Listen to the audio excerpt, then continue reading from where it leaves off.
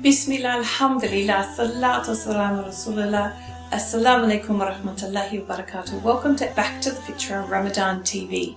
I'm Catherine Jones, your emotional and spiritual resilience mentor and coach, your host for the TV show today, and also the founder of Back to the Fitrah Academy, where we are all okay. That is our motto, and our job is to make sure that you feel okay, even if you can't see it. That's what emotional and spiritual resilience is all about. Being able to put our trust in Allah, live in this present moment with tawakkul and with the acceptance of the qadr of Allah despite all the tests and challenges that we experience in this life. And do that without losing ourselves emotionally, inshallah. So enjoy this episode of Ramadan TV, where we're going to share with you lots of golden nuggets on how you can have emotional and spiritual resilience too, inshallah. Assalamu alaikum wa rahmatullahi wa barakatuh. Allah subhanahu wa ta'ala says in chapter 10 verse 57, O mankind, there has come to you a good advice from your Lord, that is the Quran, and a healing for that disease which is in your hearts. He also says in chapter 17 verse 82, and we send down the Quran, which is a healing and a mercy to those who believe. And in chapter 41 verse 44, say it is for those who believe a guide and a healing. So today we're going to take a verse and we're going to look at that verse from the perspective of our emotional and spiritual well-being, inshallah. So the verse today is from Surah Al-Imran, verse 160. If Allah helps you, none can overcome you. So why does this verse bring us solace? I mean, it does immediately to me, just without any explanation whatsoever. Because if we have Allah on our side, no one can overcome us. And that has been my motto through some of the darkest and hardest times that I've been through, especially when I was going through difficult times in the family court, times through my divorce, and it really did seem at times that the system or people were very much against me. They weren't believing me. The argument against me was that I was lying, and it actually was 5 or 6 years before they actually came to understand and believe me. So it was a long time of having to be patient. And all the time, what kept me going through that was remembering the hadith where Allah subhanahu wa ta'ala says, it's a hadith Qudsi, so you can find it in Imam An-Nawawi's 40 hadiths, I think, that anyone who takes a war against that ally of mine is taking a war against me. So whenever I felt really challenged by what was happening and felt like no one was believing me, I remembered this, and it would remind me to just get closer to Allah, because the rest of the hadith goes on to say that the way you get close to Allah is through doing what is mandatory, and the way you get close to Allah until He loves you, and you become close to Him, like the eyes with which you see and the ears with which you hear. These are my interpretations of the words, by the way. That was through doing the obligatory deeds and doing the voluntary deeds. So just doing more to please Allah. And the key thing, or the key difference between the light and the dark, or the despair and being hopeful, the hopelessness versus the hopefulness, was how I thought about it. So I could look at it and say, they're all against me. No one believes me. This is hopeless.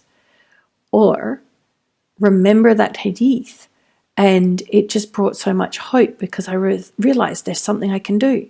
I can get closer to Allah. Because no matter how much they pick a fight on me, they're picking a fight on Allah if I'm close to Allah. Alhamdulillah. So this is an example of how important the way we think about things is. We are experiencing everything through thought in the moment. The same thing, we can have a positive or a negative experience around it depending on our thinking around it. It's why you can have two people go through the same thing and one come out going, oh, that's great, and the other one going, oh, that's awful. Or two people trying the same food and one's going, oh, that's revolting, the other one's going, oh, this is delicious. It's because we're all experiencing the same things through different thought. SubhanAllah. So you don't need your circumstances to change for you to be okay. When your thoughts change, you will be okay. SubhanAllah. So I hope that brought some solace, some peace of mind, at least gave you something to think about. May the peace, love and blessings of Allah be with you in this beautiful month of Ramadan. Assalamu alaikum.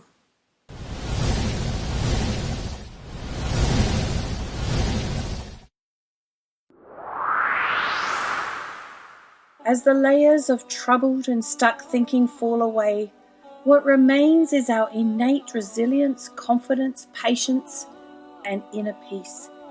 Our Fitrah. Fitrah is an Arabic word that has no exact English equivalent, although it is usually translated as original disposition, natural constitution, or innate nature. The perfect embodiments of Fitrah were the prophets Ibrahim alayhi salam and Muhammad sallallahu alayhi wasallam. Back to the Fitrah Coaching Academy is founded to teach the truth of our psychology, of how Allah created us. This is based on what has been named the inside-out paradigm, a subtractive psychological paradigm. Subtractive because it takes thinking off your mind, freeing you to have clarity, direction and purpose in alignment with as-sirat al-mustaqim, the straight path. So direct your face towards the religion, inclining to truth. Adhere to the fitrah of Allah upon which He has created all people. No change should there be in the creation of Allah. That is the correct religion, but most of the people do not know. Chapter 30, verse 30. Just like Newton's moment of clarity about the scientific paradigm of gravity, a man by the name of Sydney Banks had an insight about how our psychology works. This is not a philosophy or theory, it is a scientific truth. It is a very simple concept that has profound and extensive implications. As each individual gains deeper insight into the paradigm, their innate state of emotional well-being emerges effortlessly. This isn't something you apply to your life, implement into your life, or repeat until you believe it. It is something that you see deep within, because it is already there. There's no building, healing, affirming, doing of any kind, because that comes from the assumption that there is something missing, broken, or defective. The reality is you're okay. You always have been, and you always will be. It's just that you can't see that you are. How do I know this?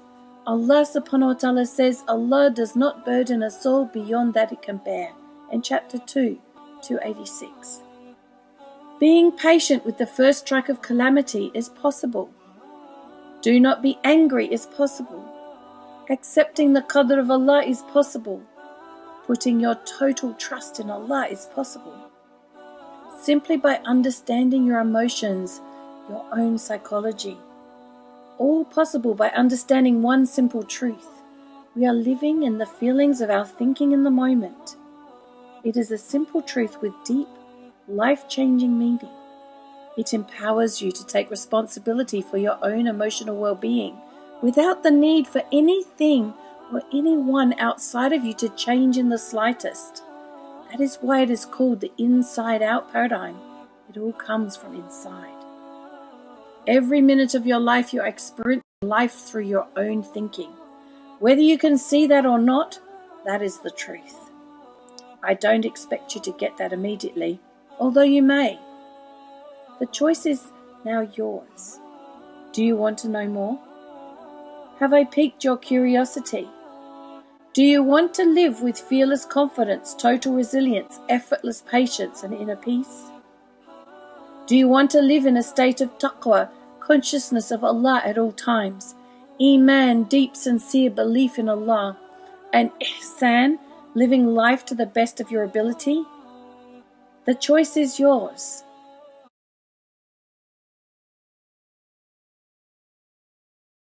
The three principles, or the inside-out paradigm as I call it, was first articulated by Sydney Banks, a ninth grade educated welder born in Scotland, living in British Columbia, Canada, in the early 1970s. I love to share the quotes and the wisdom from Sydney Banks so we can all reflect on the missing link, or that's what he would call it. Sydney's quote today: "If the only thing people learned was not to be afraid of their experience, that alone would change the world."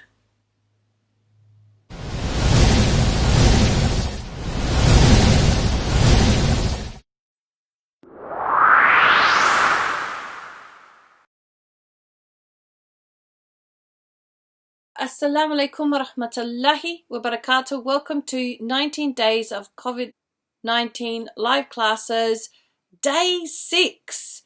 Tawakkul, putting our trust and reliance in Allah so that we go from stress to sanity, inshallah. So, tawakkul itself translates to trust and reliance in Allah.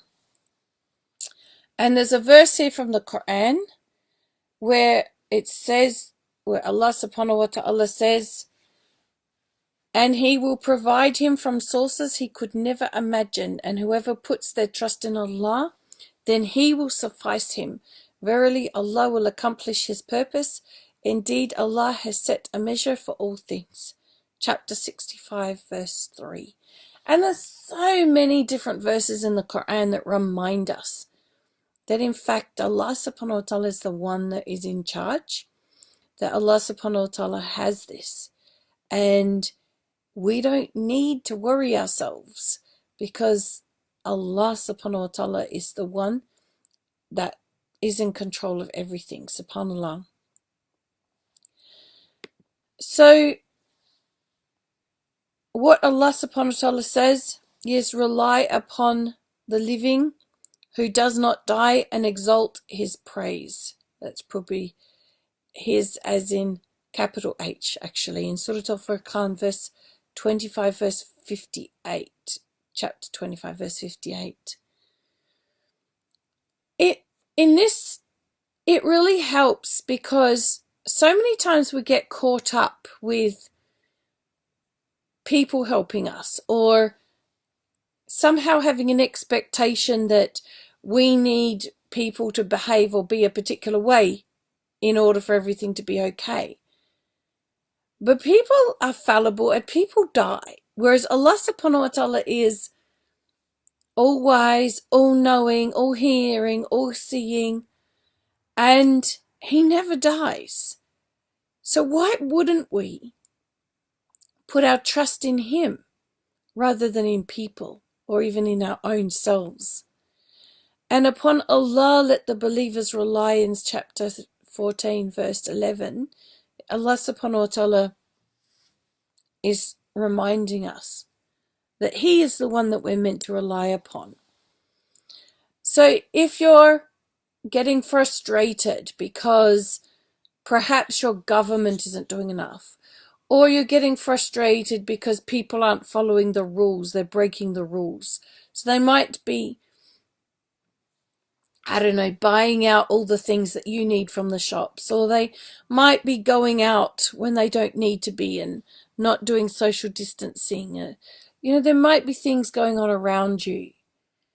And it feels like unless these people toe the line and do the right thing, it's not going to be okay. But in fact it is. Because Allah subhanahu wa ta'ala is the one in charge of all of this, subhanallah. And we can rely upon Him. So for those who've become stressed by the theories, all right, so there's lots of theories out there to do with 5G and to do with vaccines and all sorts of things that I've listened to recently just to keep myself informed about what's going on. And I'm neutral on all of this. I'm not getting myself worked up or anxious, because I appreciate maybe there is some truth in these theories, but at the end of the day, I rely upon Allah, because Allah subhanahu wa ta'ala is the planner.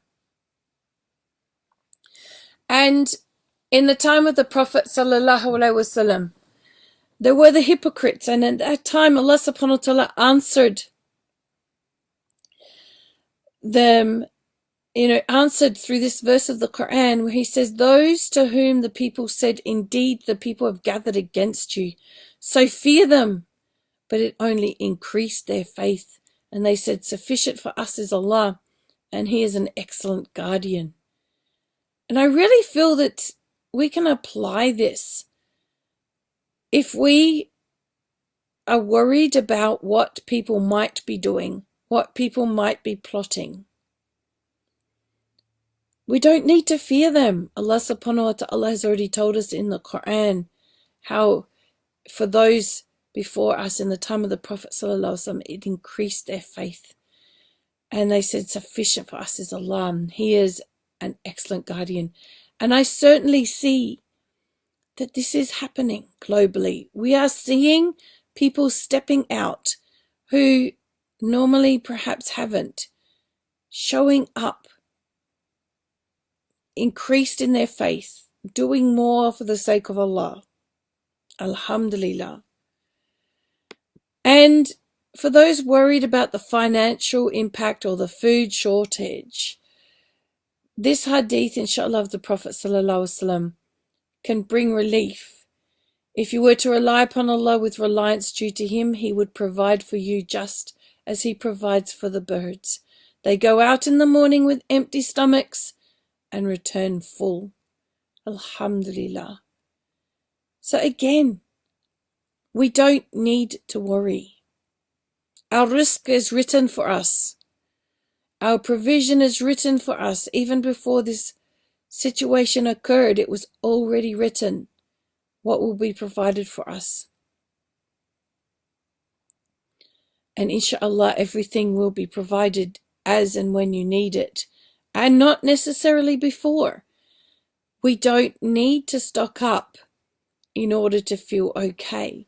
You don't need to make sure that you've covered everything for a rainy day and then be worrying whether you forgot something, because Allah subhanahu wa ta'ala is the provider. He will provide when you need it, inshallah. So what gets in the way of tawakkul? Why is it that we're not feeling that sense of security and calm and feeling nervous or anxious or stressed, upset, angry, frustrated, lots of different feelings that are going on? What's going on there? It's just thought in the moment. It means that our thoughts are not with Allah, our thoughts are somewhere else. So for instance, let's remember the tea bag example from a couple of days ago. In the tea bag example, I used a tea bag, and I said if we keep the tea bag in, it was like ruminating over fearful thinking. And as the tea bag sat in there longer, the water got darker, and the light that I had at the bottom of the cup got dimmer, right? So it's the same kind of thing. Fearful thoughts, we forget that Allah is our protector. So the fearful thoughts ruminate and take over, and we disconnect from the remembrance of the fact that Allah is our protector. Stressful thoughts take over, and we really buy into those stressful thoughts, and we forget that Allah is the provider. And anxious thoughts set in, and we forget that Allah knows everything, and it is all according to His plan, and that He will never burden us with more than we can bear. We forget. Honestly, when our thinking has gone astray like that, it's simply a case of those thoughts are clouding our tawakkul. They're getting in the way of that connection that we have with Allah and that remembrance of Allah. Just like the example of the light in the cup with the tea bag that I did.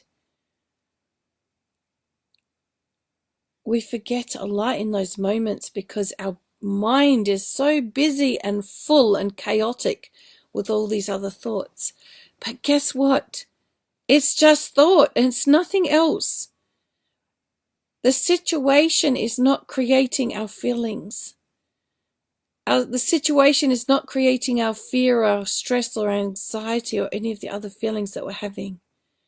It's our thoughts about things that are creating it, which is why we say in the remembrance of Allah, the hearts find rest. Because when we remember Allah, then we feel at peace. That is our experience then when we are looking at everything through the lens of remembering Allah. So it's all just thought. You're always living in the feelings of your thinking in the moment. And that's why the situation with the virus, yes, it's changing rapidly. And I did yesterday look up the statistics to see what was going on. I haven't done it for many days, but I did yesterday just to see. And yes, subhanAllah, we now have over 1 million people globally that are affected. SubhanAllah. But it's just thought in the moment whether I stress or worry about that. Because as far as my situation and my children and the people around me, right now in this moment, we're safe. I can have worried and stressful thinking about it. All it's going to do is interrupt my day and take away from my productiveness. Whereas, if I remember Allah and know that whatever is happening and whoever's going to get affected is already written, and whoever is going to be cured from it is already written, and put my trust and reliance upon Allah, then I don't find myself worrying and stressed and overwhelmed. And so I go from that stressed state, if I was in a stressed state, into a state of sanity. And when I say sanity, what I mean by that is I am aware that the only thing creating my feelings is my thought in the moment and nothing else. That nothing needs to change outside of me for me to be okay. And it's such relief. It's such a beautiful way of experiencing even the most challenging moments. SubhanAllah.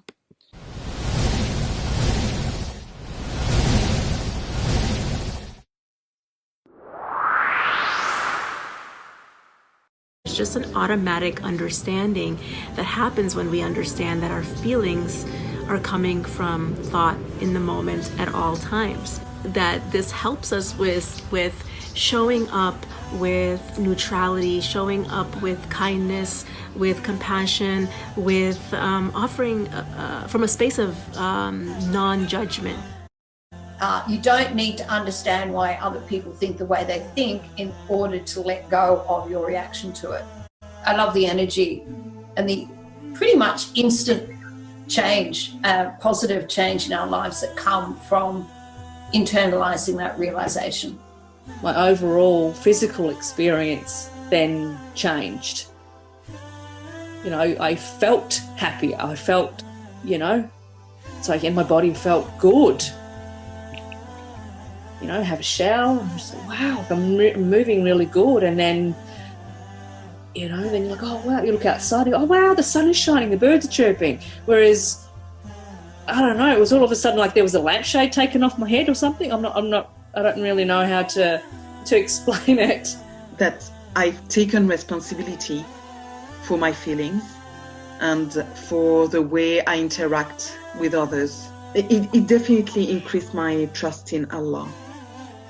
Having an intimate relationship with Allah, that was something that I had missed, I think, for the first few years of being Muslim.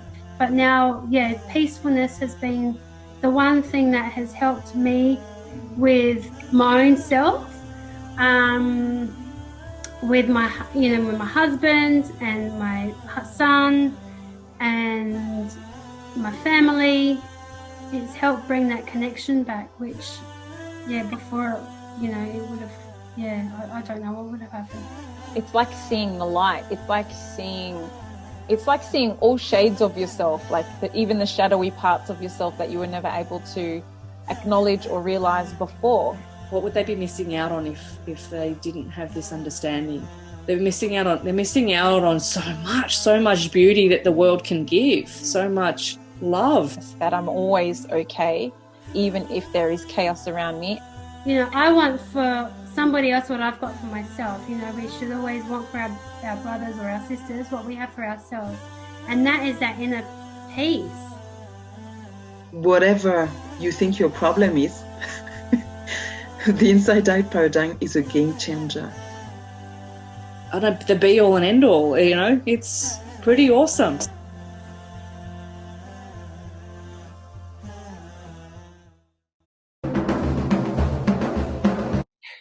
Assalamu alaikum wa rahmatullahi wa barakatuh. Welcome to the Me First Revolution, Embrace the Leader Within. And the leader that I have to introduce you today is Romy Ramos, who is in Sydney, Australia. She's a fellow parenting coach like myself in my country, so it's pretty cool. In fact, Romy and I have been working together for a very, very long time. And she loves helping moms who are overwhelmed with their parenting challenges so that they can look more in tune with themselves and their children, become really confident parents that really enjoy raising their children and be fully present in the moment and calm while they parent their children. So welcome, Romy. It's so exciting to have you here. Assalamualaikum. Thank you. So the first thing I'd love for you to share with the audience is, why do you think it's important that Muslim women embrace the leader within them? I love this question. Yes. I think when you embrace the leader within you, I actually think all women are natural leaders. And when you embrace the leader within you, you get to change your situation. You get to turn injustice into justice. You get to grow, and you get to learn a lot about yourself. It's a journey, and you learn a lot. MashaAllah. So when in your life did you have to step up and embrace the leader within you? I have I think I've always done it, but there was few times that I can remember that sorry. For the first question, I forgot a big bit. Okay. Would you like... Will you kill me? No, that's fine. What we'll do, just to make the editing easier, is I won't do the intro again, but we'll just start the questions again. Okay. Yep. Just Bismillah, deep breath. I didn't tell them how they can embrace, that they have permission to. Hold on. Yeah, don't worry about that. I didn't do that with Zainab either. There's people who have got this funny idea about the word permission, so we might not go there with that. Well, I actually changed it on my own taste. I'm not actually giving the permission. I'm quoting a verse from the Quran that I find that gives me permission. Okay, good. To change. Sure. So let's see how we go. Yep. All right. So let's just start from the questions again, and then that way I can just cut out the whole questions bit, but we'll leave the intro. Okay. All right. So, Romy, I'd love for you to share with the audience why it is important for Muslim women to embrace the leader within. Okay. Yes, I love this question. I always believe that all women are leaders. So when you embrace the leader within, you are actually you are changing your situation. You are learning about yourself. You're growing, and yeah, and you are turning injustice into justice, bismillah. Yeah. So there's a very powerful verse in the Quran that I'm gonna read, where Allah subhanahu wa ta'ala says, verily Allah will not change the condition of the people unless they strive to change themselves. So this verse is always on my mind, and so whenever there's something that needs improvement, it gives me permission to change it, to strive, and to take charge. So yeah, alhamdulillah, it gives me hope that things will turn around, because it says that, if you change yourself, your condition will change. So yeah, in whatever way Allah wills. So yeah, I want to tell my dear sisters that if you're in a situation that needs improvement, you have permission. You have permission to embrace the leader within and change things around, because that's what Allah says. Yeah, inshallah. And your condition will change, inshallah. Alhamdulillah. Yeah. So there's something you said that I'm actually curious about, and I'm wondering if you can elaborate on it a little bit more. You said you get to choose injustice, to change injustice to justice. I think that that's a really interesting statement, and I think I understand what you mean by it, but maybe the audience doesn't. Could you elaborate on it a little bit more? So sometimes there's things going on in your life that are not right. So then you feel like, that even yourself, you can be acting in certain way that is not, when it comes to your kids, for example, parenting, you're not being just. You are just like, for example, I found myself in a situation where I became my mom.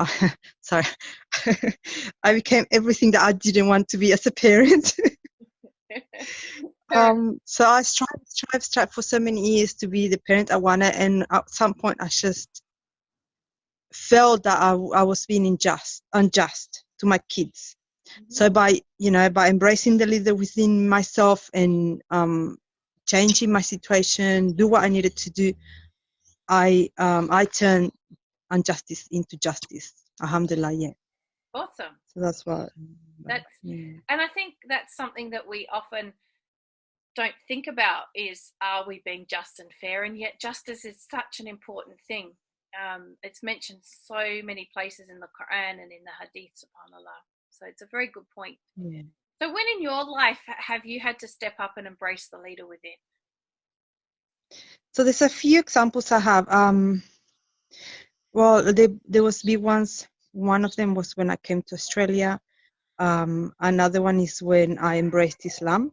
Mm-hmm. And there was always that need to improve myself, to take action, and I've done it.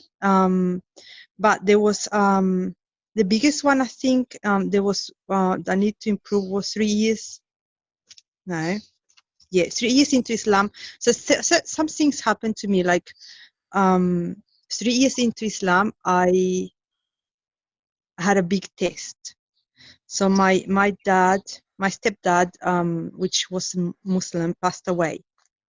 So I got to check my faith, my trust in Allah, everything, because that was huge for me. I had all this thinking about it, that one person that I loved a lot, and it was my big role model, passed away, and he wasn't a Muslim. So I was like, oh, subhanallah, if he didn't make it, it was a big test for me to check on my trust and my faith and everything. Alhamdulillah. So that happened, and then I was pregnant. Then my daughter was born. I actually at that time pushed all my feelings down and kept going. And then I had when my daughter was about 8 months, I opened my business. So I needed to change something. I needed to change the fact that there was no enough Islamic resources for me to teach my children. Mm-hmm. And so I did. I opened a business. I found it. I found the most beautiful resources that I they were in the UK. I became a distributor. I opened my business. I changed that. I embraced the leader within me again, and I changed it. And yes. So that was one of it. Yeah. So you were faced with a dilemma, and instead of allowing that to be a reason or an excuse even to not try, you did the opposite. You decided, you know what, I'm going to solve this problem, but I'm not going to solve it just for me. I'm going to solve it for others as well by becoming a supplier for other people who wanted these sorts of resources for educating their children. Yes, that's right. Yeah. And then there was the other time after that I became like part of my community. So I started knowing a lot of people, and I got very passionate about helping, because by doing that, I was helping myself, I was helping others. And I started volunteering. So I got into volunteering, and I became very passionate about it. And I found, I became part of a non-for-profit where I could, when I was where I was able to use my skills as a nurse as well. So yeah, I started working with them. I learned a lot. I spent a few years there, and in the meantime, my son was becoming a teenager. So that was the big one where I needed to embrace, the leader within me, because I started parenting him like I wasn't able to be present anymore when he became a teenager.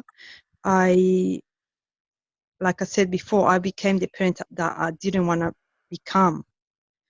And it became really hard. Our relationship actually broke, and I did not know how to get it back together. So I started looking for parenting courses. I started doing courses again.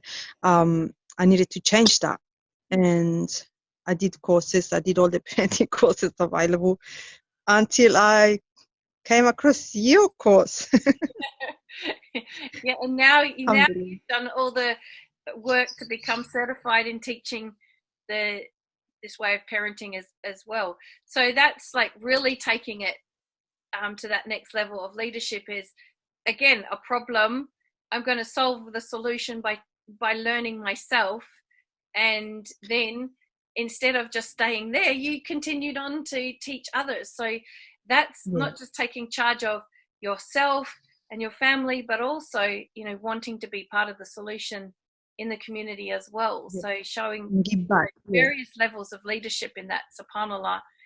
And it is hard when our kids reach teen years. It's almost like overnight they become this different creature that you don't know anymore. And it is very confusing what to do about it. And I think a lot of parents give up, but your story is one that they can use as hope, that, with the right knowledge and the right skills, you can turn things around. So how about, just to finish that story off, what's your relationship like with your son now? Well, as per today, we are very well connected. I feel him as my team, like part of my team. We are friends because he's a teenager. I don't need to be like I can be his friend now, and I am, and we are we talk. He feels like he can talk to me about anything. He comes to me for whatever he needs. He's not scared of asking me for stuff. He doesn't need to, as per to that, he doesn't have the need to be somewhere else. That's the big or run away. Yeah. That's the big one with teenagers, is they want to be elsewhere. They don't want to be at home. They don't want to be around family. It's like when we're not good enough for them anymore, or they need something from somewhere else. So that in itself is testimonial, isn't it, to the change and in the dynamic of relationship that you've had. Yes, alhamdulillah. Yeah. And I got that love back for him. I just, like when he was a baby, I love him the same and as much or more. Yeah, and that's a really interesting point too, because a lot of mums feel guilty when they feel like they can't find that love for their child anymore because of the child's behavior. So to reconnect with that feeling again and feel that way about your child, it's beautiful, mashallah. So what advice can you give sisters, because obviously you've got quite a few examples in your life where you've stepped up, taken leadership, and you've actually taken it to the next step. You haven't just taken it as being a leader in your own world, you've then extended it to the community. So tell me how you would encourage, or what tips and advice you've got for your sisters in Islam that will help them embrace the leader within them. So my first advice would be to follow their intuition, to listen to themselves, not to ignore those signs that are telling you that something is not okay. Just really like, don't push things down. You know, we have this habit of pushing our feelings down, and that's why I spoke about that story about my dad, you know, when I pushed my feelings down, because I think, that's the beginning of things breaking down. So just don't ignore it, So what and would seek you help. they do instead? You know, so seek help, but do you have any other suggestions for them of what they can do in that moment when they're feeling like everything's very overwhelming, or they're depressed, or they've got this deep sadness, or they've got big feelings going on, and they can see that it's affecting them and their relationships and everything? What would be the first step you would suggest? Seek support. So what made a huge difference to me was being part of a group of moms that were parenting the same way, and getting support for myself. So being part of a group where you can feel heard, and you know, they're listening to you, that helps. So a group of kids, people who you know, are from a similar background. So in your case it was mums. For someone else it might be you know, their cultural community, or it could be you know, people who are, you know, in the workplace together, you know. So it doesn't really have to be a specific group, just a group, or even just gathering a few friends together and spending time together, right? Just that connection with other people. Yes, exactly. That'll be one of the things. And like having people in your life that you can go, that truly listen to you, that believe in you. And then, you know, there's a process that happens that you actually know what's right for you. So when you are connected with people and they're listening to you, you get your own answers. Right. So it's like they're able, well, I guess what my understanding is that all that noise of the problems and the things that's getting in the way kind of settles down, and you're kind of able to see clearly what is the right direction forward. You know, what basically it just seems less overwhelming, or there seems some hope. Is that what you're? Yes, and you become more assertive. You just listen to yourself, like you become tuned to yourself, and Awesome. Alhamdulillah. So another one will be dua. Make dua, and Yeah, very so Allah puts the right people in your path, that you know that you get the answers that you need. Never underestimate the power of dua. That's right. And I have another one. And the last one with that, know that you can do it, acknowledge the fear when it comes, and just let it flow past, and don't let it. And so if by doing that you don't allow the fear to paralyze you. Right. And So it's kind of saying, okay, fear is okay. It's fear. I'm having fear, but I'm going to still do this anyway. Push through it. Continue through it regardless. That's where having that's where having your support group is handy, isn't it? The group of people that are around you, because they can kind of be like your cheer squad, help push you through. Inshallah. Yep, they do. Yeah, alhamdulillah. Alhamdulillah. Awesome. So what free gift have you got for our listeners today that might help them move forward? So what I have put together, it's an infogram. So Yeah, so where you can explore what is going on when a child loses it. Right. And yeah, in some ways in what we can turn the situation around, inshallah. Awesome. So that's where parents definitely need to play a leadership role, is when, especially if it's in public, where a child is losing it and showing their big emotions. And it's one of those moments which, especially if it's in public, is completely humiliating and embarrassing for a parent. And so this infogram is going to give them what they can do in those moments to get their child back on track, inshallah. Awesome. So that sounds to me like a very valuable thing for all parents out there who have children, because tantrums aren't just the, you know, how they call it, the terrible twos, is where they have the tantrums. Children have tantrums, even little babies have tantrums, honestly, and it's actually quite funny when they do, that little angry baby. But I shouldn't laugh, but you just imagine that little person having that much frustration, but they do, even right through even right through to teenagers. You know, you have to put up with tantrums, and it's one of the hardest things as a parent, and especially to be a leader in that moment. So this will give them all those tips they need of what to do in that moment, right? Inshallah, yeah. Yeah, awesome. So make sure that you opt in for that free gift. You'll find the details with this video, inshallah.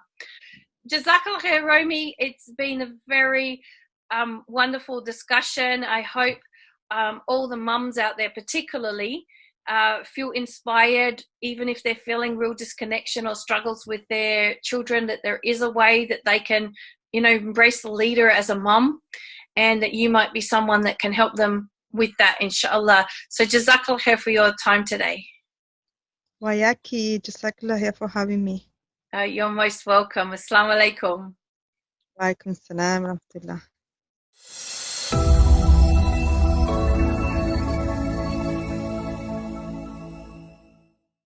So before Peaceful Hearts, I had gone through a very challenging period in my life to do with my career, and had made the decision to take some time out.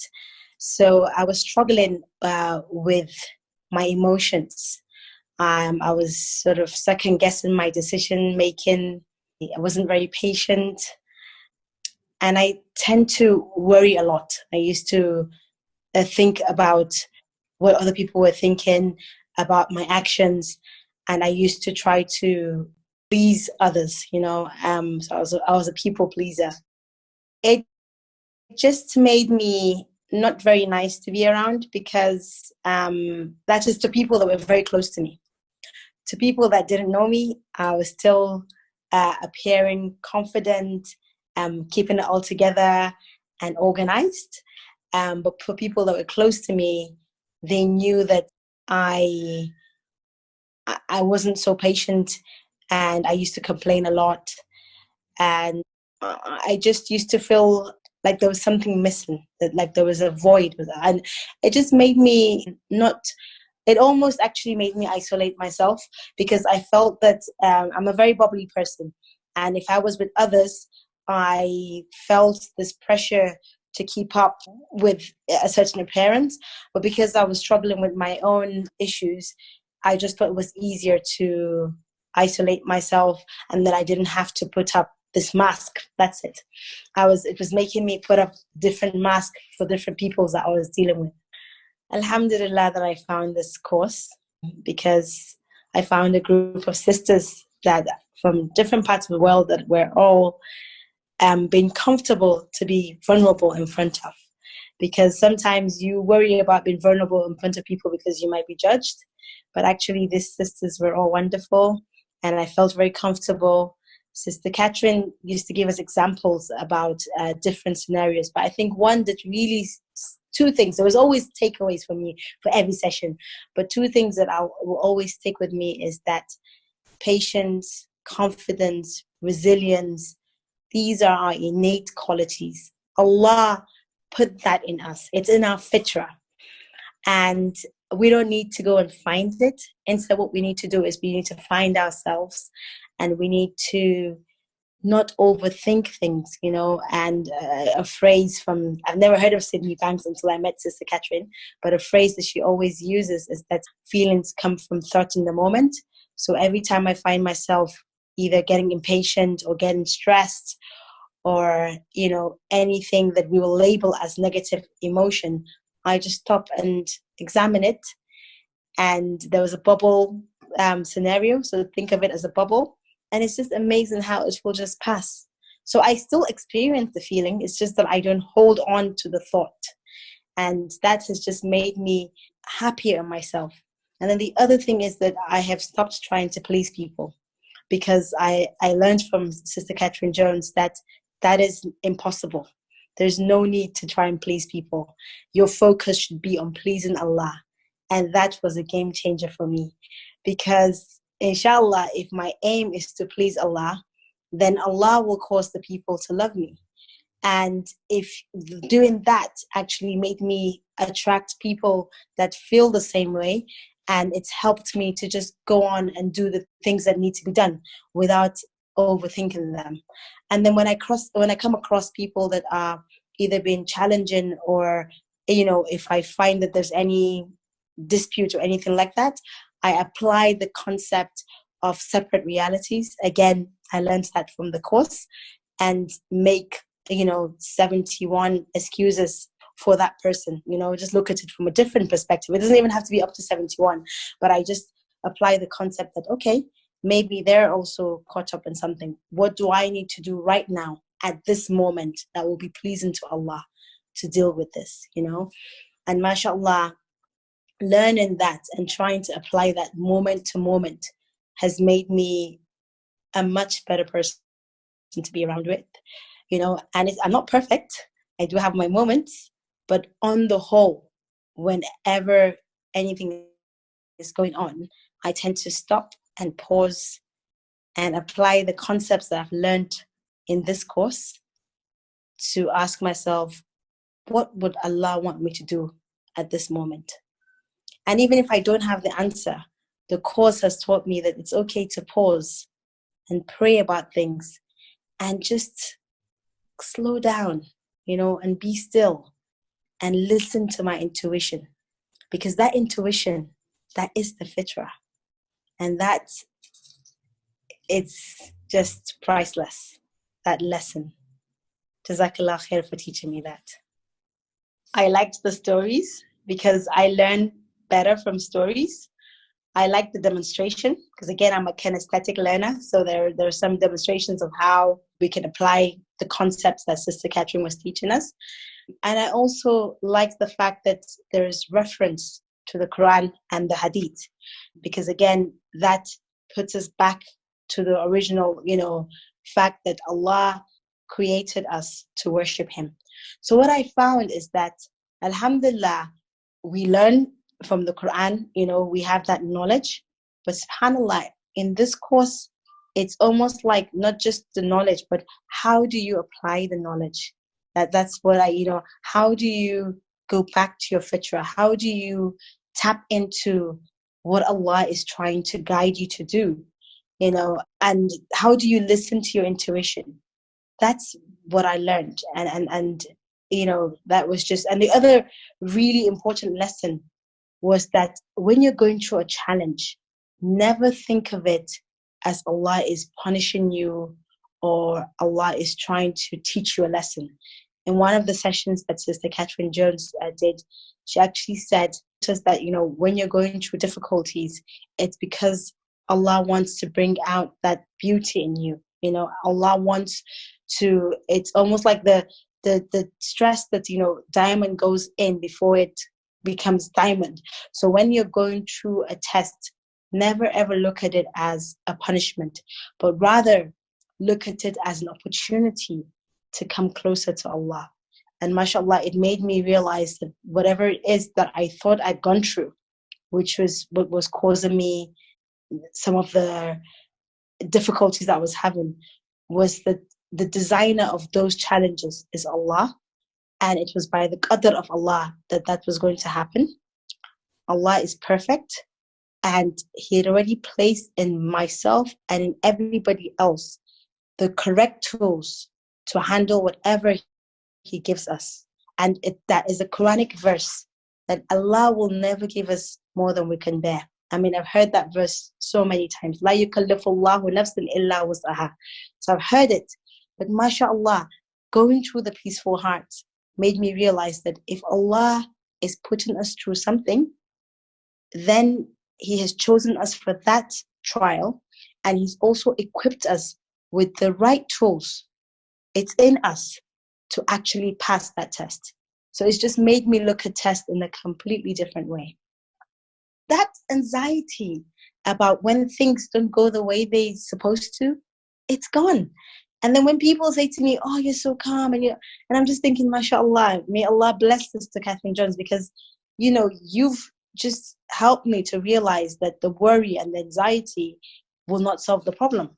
It's just like, what is the issue now, and how do we move forward? That practical way of looking at things, subhanAllah, is just beautiful. I think this program is for all of us. It applies to everyone, to be honest, because as adults, we're living in a world that is changing rapidly.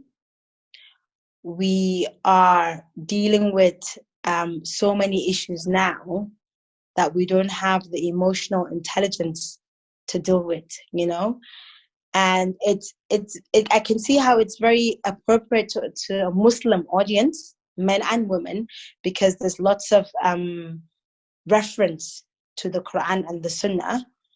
But at the same time, even to someone who is a non-Muslim, the things that we talk about are very relevant, So when you're going through a challenge, it's the perfect course for you, because you will know that there's a reason for the challenge you're going through, and then you'll come through it. Allah has taken you to it, and He'll be there to get you through it. So it's definitely a course for people with challenges. But even if you're not going through challenges, I feel that uncertainties and stress is part of everyday life, and you cannot get rid of the stress. So it's a course to help you, so that when something happens and you're about to overreact, you can stop and think, oh, it's just a bubble and it will pass. Or when you are dealing with people and they're not being fair to you, or you think they're not being fair to you, you can apply things like the concept of separate realities and look at it from a different perspective. So I think that's why I felt that it applies to everybody, because it helps you to show up in the way that Allah wants you to show up and be the best version of yourself. And if everybody will be doing that, then subhanAllah, the world will be a much better place to live in. In the remembrance of Allah do hearts find rest. And if you're ready to take charge of your life, have fearless confidence, inner peace, effortless patience, and total resilience despite whatever is happening, now is the time to jump into the Peaceful Hearts program for our very special Ramadan deal. You can find it at heartsfindrest.com.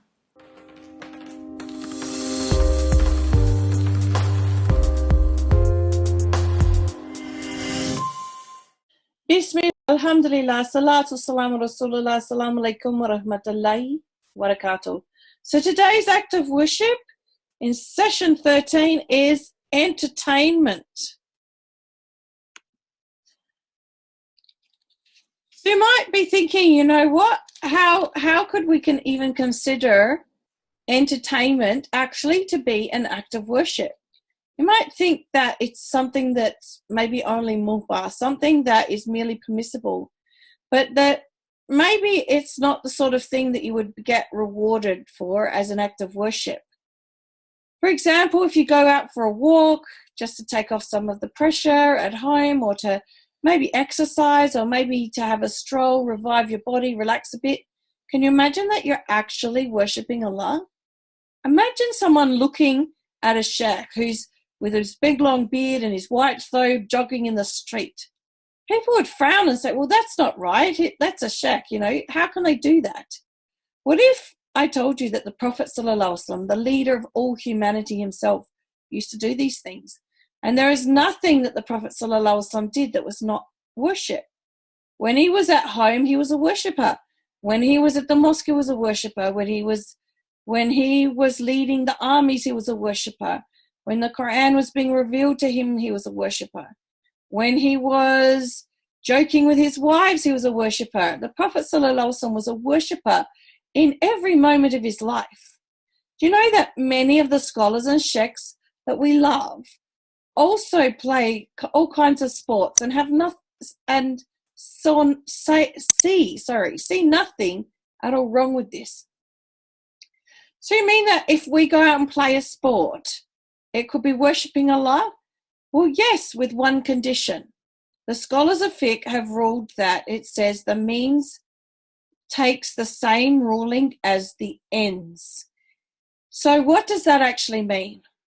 So, for example, if you go and buy a newspaper so that you can look up and find out what time a movie is on, that includes inappropriate scenes, and you actually go to the movies and see the movie, then because the newspaper was the way in which you were able to figure out how to go and see the movies, the buying of the newspaper also became haram.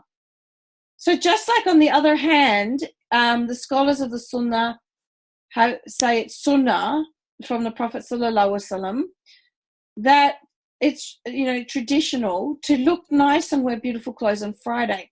So if you go out and buy a nice outfit and look nice amongst the Muslims and make sure that you're not harming them by your unacceptable odors or ill-looking clothes, if you go out and buy your clothes with that intention, then you're in worship. Your purchasing of this outfit becomes an act of worship. So the same applies to sports and recreational activities. If it leads to the renewal of your energy and it makes you able to exert more effort during your worship, like praying and fasting, then practicing sports in this case becomes an act of worship as well. So remember what the Prophet ﷺ said to Anthala, an hour, a specified period of time for an hour. And that means that there is a time when you should work hard and do your best in worship, and there is a time for relaxing and renewing your energy. And the Prophet ﷺ also said, for every action, there is a time of intensity, of great effort, and a time of weakness, because human energy has its limits.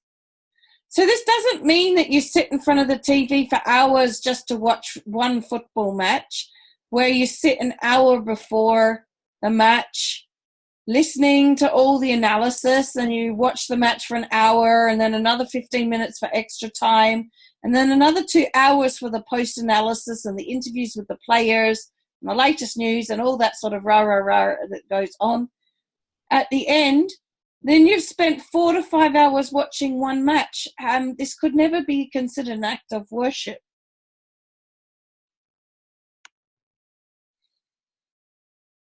The entertainment that could be considered as worship is the one that brings back benefit to you and recharges your body.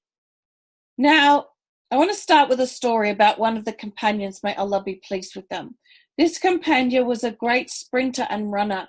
He was the fastest of all the companions, and no one could compete with him in this area. And his name was Salama ibn al-Aqwa. Now, his nickname was Abu Musa, and he was known for his well-built body and good shape. Like, he took care of himself, his health, and he didn't neglect his body. He participated in 7 battles with the Prophet ﷺ. One time, some of the mushrikeen, the polytheists, raided a barn that contained some sheep that belonged to the Prophet ﷺ and ran away with them. So what did Salama do? What did he do? Did he run around saying, hey, everyone, quick, they've stole the sheep? Did he do that? No. He immediately ran after them a distance that no one could imagine he ran, and he was by himself, able to beat the gang on his own. Listen what he said to them. So when he came up to them, this is what he said to them. He said, I am Ibn al-Aqwa. And today is the day of the Rada, the infant children. What he meant was, you all are nothing but a bunch of little children in front of me. So show me what you're going to do. He really challenged them. He stood there with his strength. He wanted to show them what it meant to be strong and a brave Muslim. And Salama chased all of them away and took the sheep back to the Muslims, and peace and security were restored again in the city of the Prophet ﷺ. So he used to take care of his body, and he knew well how to use this blessing to please Allah and worship him. The Prophet ﷺ encouraged us on so many occasions to perform this act of worship and make sure that we relax our bodies and give them their rights. He ﷺ used to know that Aisha loved radiallahu anha, used to love playing and entertainment, because she was a young girl when the Prophet ﷺ married her. So he used to let her watch the Abash, the people of Abyssinia, play with sticks, a kind of sport in the mosque. And wasn't Aisha in worship then? And wasn't the Prophet ﷺ in worship when he used to let her lean on his shoulder and watch them? By Allah, this is worship. So look at how the Prophet ﷺ emphasized the meaning when he said, so that the Jews know that there is space in our religion. There is room for entertainment in our religion. Because Islam is under attack today by so many, the people say that, it's too strict, and that if we take over, if Islam takes over the world, then we're going to make everything haram, that the women will all wear niqab, and that the men will grow beards, and there'd be no sports or arts or anything. This is a perception that is out there. It's a perception that my family has. And I'm not surprised, because honestly, my experience of many of our Muslim cultures is that these things have been eliminated.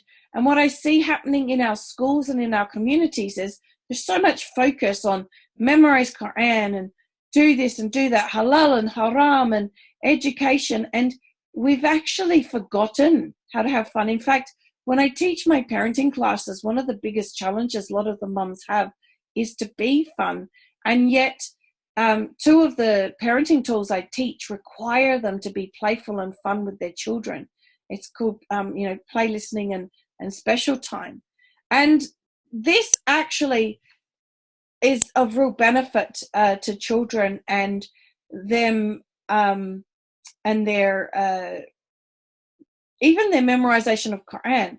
So, for instance, when a child is off track, they're feeling disconnected, you play with them, they laugh, they cry, they have a great time with you, and they become reconnected, back on track, which means they're thinking well again, which means they can learn better, which means that they can memorize the Quran better, which means that they can make good decisions better, and therefore, discern between the halal and the haram better.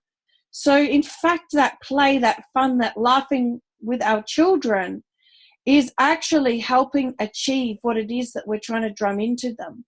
And what I see us doing is actually neglecting this act of worship, and therefore maybe making it harder for them. And perhaps they would need less time in learning if we actually freed up their mind through play and laughter, so that they can learn better and actually have better impulse control and better judgment, subhanAllah. Because it is actually now well known in neuroscience to be the case. So you see, subhanAllah, Islam is a really holistic way of life. It includes everything, and yet we make it hard. And then when we make it hard, we give Islam a bad name.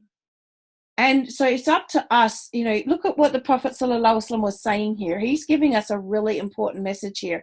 So how does it start? It starts with us being more fun. It starts with us taking this act of worship seriously as we take the other acts of worship, and showing the world that Islam is not a difficult religion, because that's exactly what our kids think it is, subhanAllah. And, most of the non-Muslims that we speak to, subhanAllah. So the Prophet ﷺ said this to shut the mouths of the Jews or anyone who says anything at any time or anywhere. Our religion is a religion of tolerance, and it has room for entertainment and recreation. The Prophet ﷺ said, I was given the tolerant way of Hanifia, which was the correct religion of Ibrahim alayhi salam. SubhanAllah. So the Prophet, so you all know the story of how the Prophet ﷺ used to race with his wife Aisha. And Aisha said about this, I beat him when I was young and still not too heavy.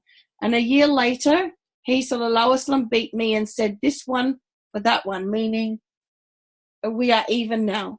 So imagine if you saw a brother with his beard and his wife who's wearing a niqab racing each other.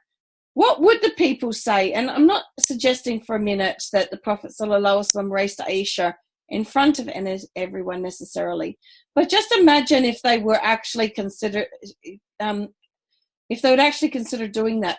Some people would say, oh, this is not from the religion. This doesn't suit the prestige of being religious. Well, who said so when the Prophet ﷺ did it himself? This is worship by the Lord of the Kaaba. Aisha said in a hadith recorded in Muslim, by Allah, I saw the Messenger of Allah ﷺ standing at the door of my room while the Habasha were playing with their spears in the mosque. And he ﷺ was covering me with his upper garment. SubhanAllah. The Prophet ﷺ used to joke, but he never said something that wasn't true. The Prophet ﷺ used to joke with the young brother Ibn Abbas, the younger brother of Ibn Abbas. This boy used to play with a little bird which he tied to a string, but one time the string slipped from his hand and the bird flew away. So the Prophet ﷺ used to joke with him and say, oh, Abu Amr, what happened? What did Aghunair do? What did the bird do? There was another one I heard where the Prophet ﷺ joked with an old woman and said that there would be no old women in Jannah. And the woman was looking really distressed, and he said, yes, that's because when you're in Jannah, you'll be young. You'll be 33. So he was speaking the truth, subhanAllah.